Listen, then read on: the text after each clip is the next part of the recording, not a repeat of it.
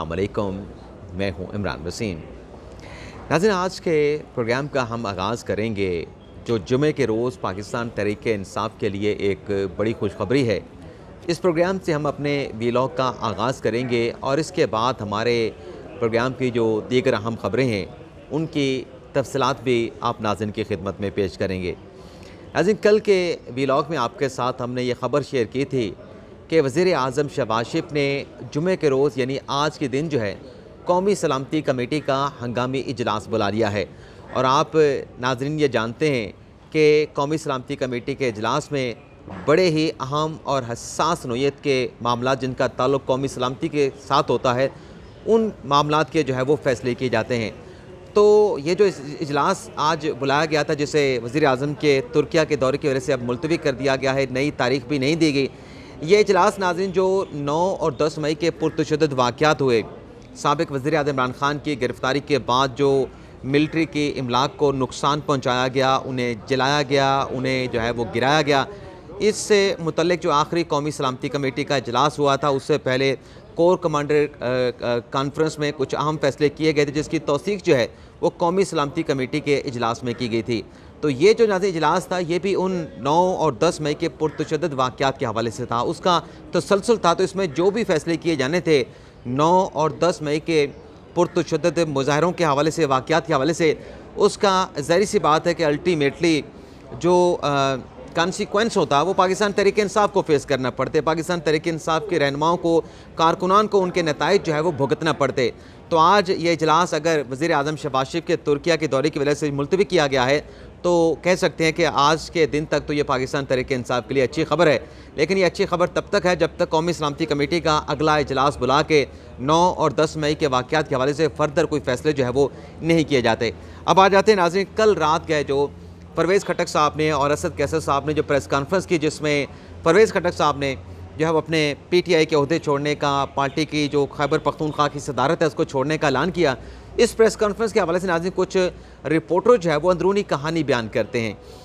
परवेज़ खटक साहब आए, अब तक जितने भी नाज़रीन PTI के रहनुमाओं ने प्रेस कॉन्फ्रेंस करके अपनी पार्टी PTI को छोड़ने का ऐलान किया, इमरान खान साहब को खैराबाद कहा या पार्टी के ओहदे छोड़ने का ऐलान किया, वो तमाम रहनुमा आए, उन्होंने प्रेस कॉन्फ्रेंस की, साफ़ियों के सवालों के जवाब दिए। एक कोई आधे पौने घंटे की प्रेस कॉन्फ्रेंस हो ही जाती थी। पहले आप प्रेस टॉक करते हैं, फिर आप साफ़ियों के सवालात का जवाब देते हैं। लेकिन ये जो परवेज़ खटक साहब थे,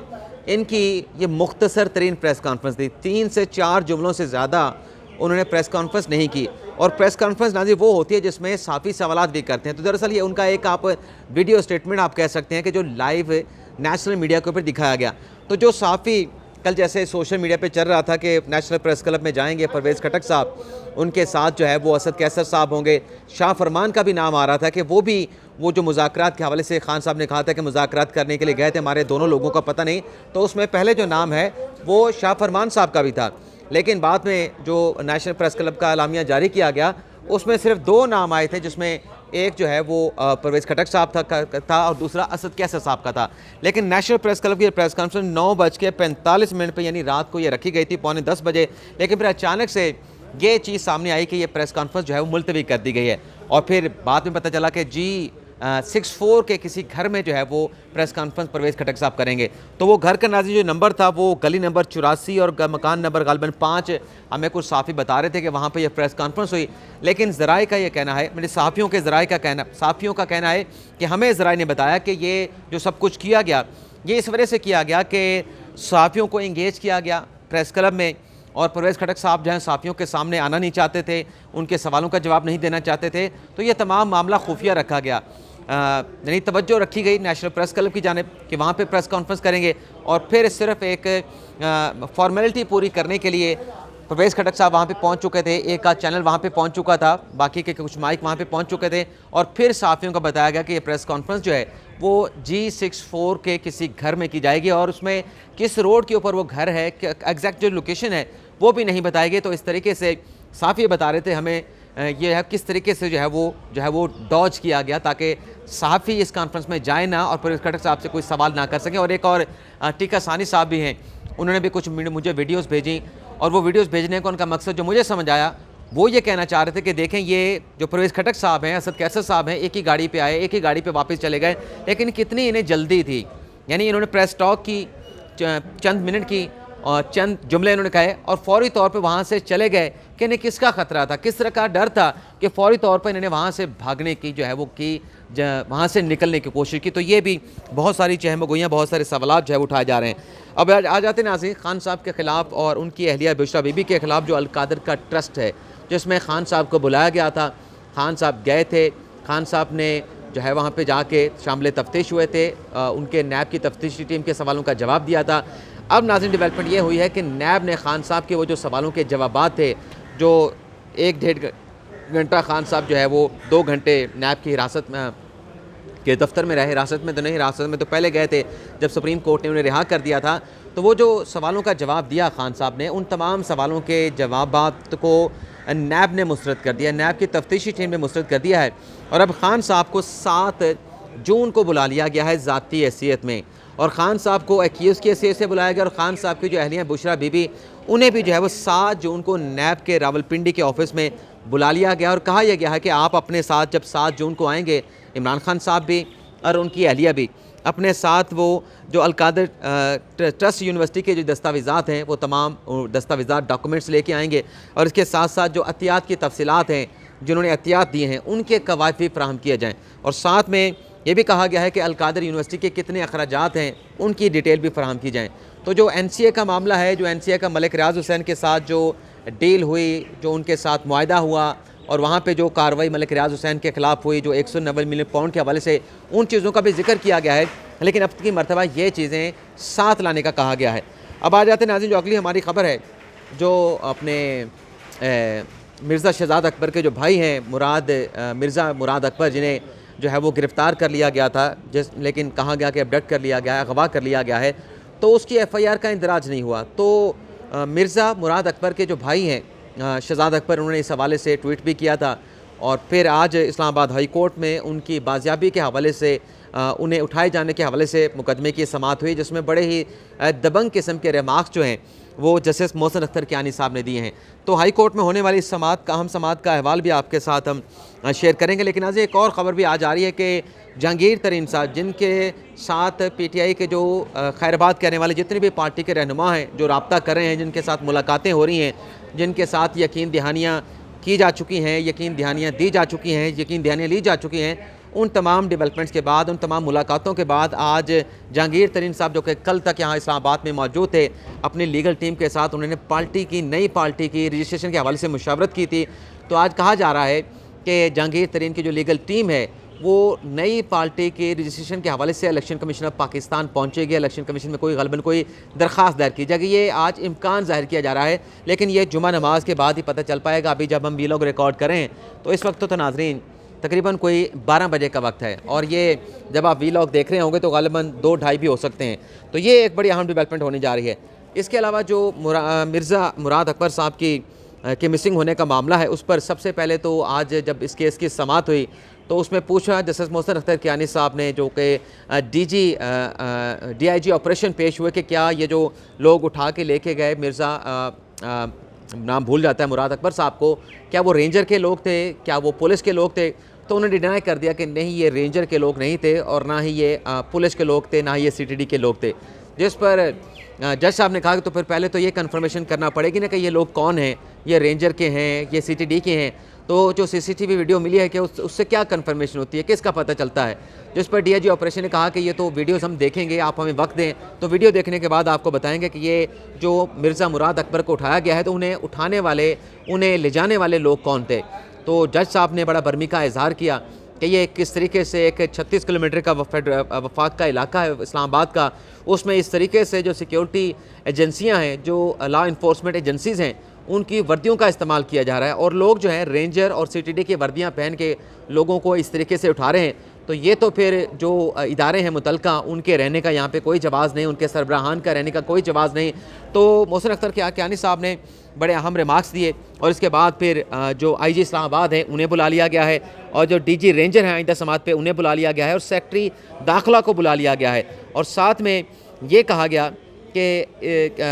अपना जस्टिस मोहसिन कियानी की तरफ से कि पीर को आएँ, बंदा रिकवर करें और साथ में मुकदमे का इंदराज भी करें मिर्ज़ा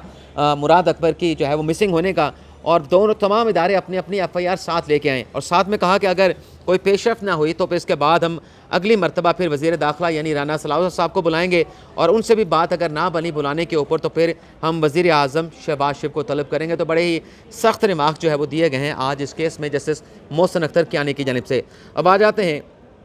कि खान साहब का खौफनाक प्लान क्या था और ख़ान साहब की पार्टी की अपनी ख़वातीन रहनुमाओं ने किस किस्म का एतराफ़ किया है। क्या उन्होंने दौरान हिरासत जो है उन्होंने एक स्टेटमेंट जो है वो रिकॉर्ड करवाया है जो कि मीडिया के ऊपर नशर भी किया गया है। तो नाज़रीन, ये खान साहब ने चंद दिन पहले एक बात कही कि एक तो जो मुज़ाकरात हैं मेरे साथ मुज़ाकरात करें, खान साहब ने वो मुज़ाकरात की पेशकश की। दूसरा, खान साहब ने कहा कि बुनियादी हकूक़ की खिलाफ वर्जियाँ हो रही हैं। तारीख़ में ऐसी बुनियादी हकूक़ की खिलाफ वर्जियाँ पाकिस्तान में नहीं देखी गई। खान साहब अपना ग़ालिबन जो दौरे हुकूमत है उसमें खान साहब को प्रीडेटर का जो है किताब दिया गया, लेकिन खान साहब वो बुनियादी हकूक़ की जो खिलाफ वर्जियाँ हैं वो खान साहब भूल जाते हैं। और तीसरा, खान साहब ने कहा गया कि जो दौरान हिरासत ख़वातीन हैं पाकिस्तान तहरीक इंसाफ की, उनके साथ उन्हें हिरासत किया जा रहा है, उन्हें जो है उनके साथ बदतमीज़ी मिसट्रीटमेंट किया जा रहा है। तो ये खान साहब का एक प्लान था कि किस तरीके से जो है वो पाकिस्तान को इंटरनेशनल सतह के ऊपर जो है इन इश्यूज़ को लेके, बुनियादी हकूक़ की खिलाफ वर्जियों के इशू को लेके, और जो दूसरा मामला है ख़वातीन के साथ ट्रीटमेंट का, उसको मीडिया के ऊपर बयान करके किस तरीके से पाकिस्तान के ख़िलाफ़ एक इंटरनेशनल मीडिया के ऊपर जो है एक बयानिया बनाना है कि पाकिस्तान में ये सब कुछ हो रहा है। तो उसके ऊपर एक निगरान हुकूमत ने एक कमेटी भी बनाई थी, दो अपना ख़वातीन पुलिस अफसरान की, उसने भी आके अपनी रिपोर्ट दी थी, लेकिन उससे भी ग़ालिबन कोई जो है वो बात बन नहीं रही थी। बात बनाने की कोशिश तो की, लेकिन ज़ाहिर सी बात है कि PTI का जब बयानिया बनता है तो वो सोशल मीडिया के तो उनके अपने ऐसे वारिस हैं कि वो सच को झूठ को हमेशा सच करके दिखाते हैं, और ऐसा चल भी रहा था। यानी टॉक शो के अंदर बात की गई और वफाकी वज़रा बयान देते रहे, निगरान हुकूमत बयान देती रही, भी ऐसा कुछ नहीं है, कोई मिसट्रीटमेंट नहीं किया गया, लेकिन कोई मानने को तैयार नहीं था। खान साहब कैसे मानते? खान साहब तो ख़ुद वो सारा बयानिया बनाने वाले थे, वो एक प्लान बनाने वाले थे, मनसूबा बनाने वाले थे। अब नाज़रीन, हुआ ये है कि PTI की 3 ख़वातीन को फिज़िकल रिमांड पूरा होने के बाद आज जो है वो मुतलका अदालत में पेश किया गया। अब वो 3 ख़वातीन जो रहनुमा थी PTI की, जिसमें आलिया हमज़ा साहिबा हैं, आपको पता है कि पाकिस्तान तहरीक इंसाफ की मुतहरक कारकुन रही हैं, अभी भी PTI का हिस्सा हैं, गिरफ़्तार होने से पहले बड़े दबंग किस्म के बयान दिए देती थी, नहीं सोचती थी कि वो क्या कह रही हैं, क्या वो अल्फाज इस्तेमाल कर रही हैं। लेकिन ज़ाहिर सी बात है कि खान साहब के साथ अपनी वाबस्तगी दिखानी है, अपनी वफ़ादारी ज़ाहिर करनी थी, तो क्या रेड लाइन है, क्या रेड लाइन नहीं है, तो इस बात को देखा ही नहीं जाता। वैसे जो PTI की तरफ से कहा जाता था ना कि खान साहब हमारी रेड लाइन है, तो अब से कुछ देर पहले जब मैं व्लॉग की तैयारी कर रहा था तो पीपल्स पार्टी, अच्छा पीपल्स पार्टी से मुझे याद आया कि एक दोस्त ने कल मुझे कहा कि आप पार्टी कहते हैं, पार्टी नहीं कहते। तो ये थोड़ी सी आप ज़ुबान के लुकनत भी कह सकते हैं कि लुकनत की वजह से मैं पार्टी के बजाय पार्टी कह जाता हूँ, तो वो L उसमें जो है वो एक ज़्यादा ऐसी आवाज़ आती है कि, लेकिन मैं कह पार्टी रहा होता हूँ। तो रहनुमा हैं फैसल करीम कुंडी साहब, उन्होंने कहा कि PTI वाले कहा करते थे कि इमरान खान साहब हमारी रेड लाइन है, तो खान साहब को अब एक किताब लिखनी चाहिए कि रेड लाइन से खुड लाइन तक। तो ये बड़ा भी महसूस करने वाला एक जुमला था। एक बात उन्होंने की कि खान साहब जो रेड लाइन अपने आप को बना के बैठे थे, वो किस तरीके से अब जो है 9 मई के वाक़यात के बाद जो रियासत के इदारों के साथ उन्होंने टकराव किया और उनकी जाके तज़लील की, शोधा की, उनकी इमलाक की तौहीन की, शोधा की यादगारों की जो है वो तौहीन की गई। तो आज खान साहब जो रेड लाइन थे, वो खान साहब जो है वो खुड लाइन बने बैठे हैं। ये आपको ना सबसे पहले एक छोटा सा क्लिप है PTI की 3 ख़वातीन रहनुमाओं का, जिसमें आलिया हमज़ा साहिबा हैं, सनम जावेद साहिबा हैं, फलक जावेद साहिबा हैं, सनम जावेद और फलक जावेद। ये आप 29 सेकंड का क्लिप सुन लें।